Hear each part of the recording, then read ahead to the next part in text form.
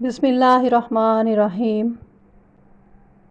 Abdurrahman बयान करते हैं, कौब बिन अजरा मुझे मिले तो उन्होंने फरमाया कि मैं तुम्हें एक हदिया पेश ना करूं जिसे मैंने नबी सल्लल्लाहु अलैहि वसल्लम से सुना था।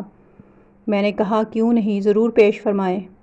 उन्होंने फरमाया हमने रसूलुल्लाह सल्लल्लाहु अलैहि वसल्लम से दरियाफ़्त करते हुए अर्ज़ किया, अल्लाह के रसूल, हम आपके अहले बैत पर कैसे दरूद भेजें, क्योंकि अल्लाह ने हमें ये तो सिखा दिया है कि हम आप पर कैसे सलाम भेजें।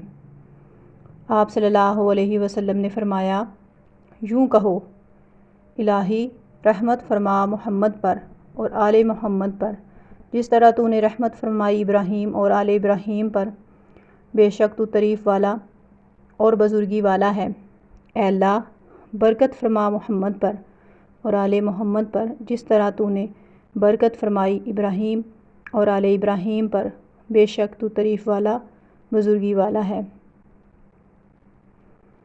दुरूद शरीफ की फ़जीलत को बयान करते हुए यहाँ पर एक और हदीस है जिसका तर्जुमा कुछ यूँ है।